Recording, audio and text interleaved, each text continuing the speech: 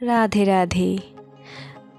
নমস্কার সবাইকে, আর একটা নতুন ব্লগ ভিডিওতে সকলকে স্বাগত জানাই। আজ ছিল আমার বাবার বাড়িতে ভাগবত পাঠ এবং পরের দিন মহাপ্রভুর ভোগ। এটা প্রত্যেক বছরই হয়, প্রত্যেক বছর নেই, এবছরও হচ্ছে। তো আমরা চলে আসলাম বাবার বাড়িতে।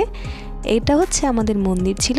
এবার এখানে দেখো সবাই তরকারি বানাতে শুরু করে দিয়েছে আগামী দিনের জন্য। এই মহাপ্রভুর ভোগটা হয় অঘ্রাণ মাসে। তো আমার ভিডিও দিতে অনেকটাই লেট হয়ে গেল। তো এইখানে যে আমাদের বাড়িতে যে অনুষ্ঠানটা হয়, এখানে কিন্তু পুরো পাড়ার লোক এখানে অংশগ্রহণ করে এবং অন্যান্য পাড়া থেকেও প্রচুর ভক্ত এখানে আসে এবং সবাই এই 2 দিন আমাদের এই অনুষ্ঠানে সবাই খুব সাহায্য করে। এখন ভাগবত পাঠ শুরু হয়ে গেল। অনেক ভক্ত এসেছে ভাগবত পাঠ শ্রবণ করতে। আমরাও একটু বসে ভাগবত পাঠ শ্রবণ করছি। ভাগবত পাঠ শেষে এখন সন্ধ্যা আরতি।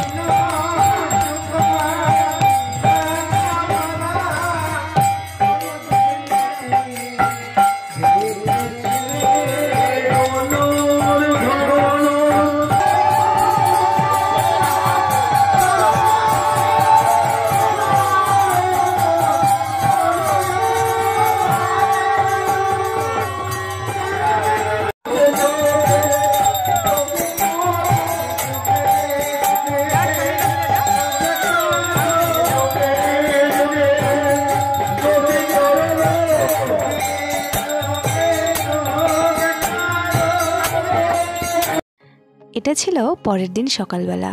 আজ মহাপ্রভুর ভোগ। যেহেতু মহাপ্রভুর ভোগ 12টার সময় ভোগ দিতে হবে, তার জন্য সেই ভোর থেকেই কিন্তু রান্না শুরু হয়ে গেছে। আর এখানে দেখতে পাচ্ছ কত গোপাল। আমি আগেই বললাম যে আমাদের এখানে যতজনের বাড়িতে গোপাল আছে সবাই আমাদের বাড়িতে আজকের দিনে গোপাল দিয়েছে।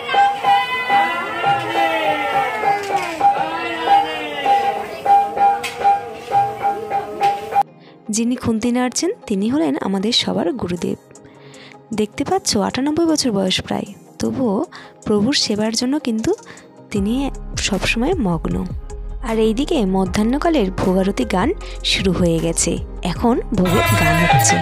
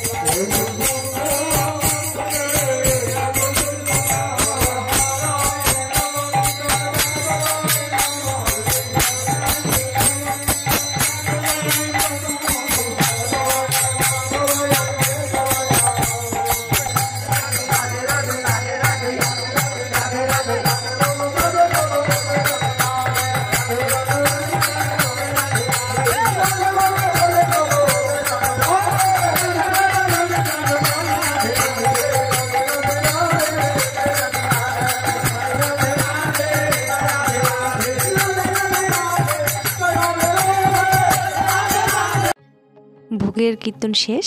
এবার ভক্তদের সেবা চলছে। ভক্তের সেবার জন্যই তো এত কিছু, তাই না?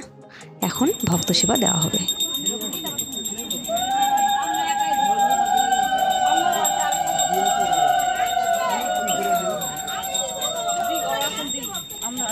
এই 2 দিন খুব আনন্দ হয়।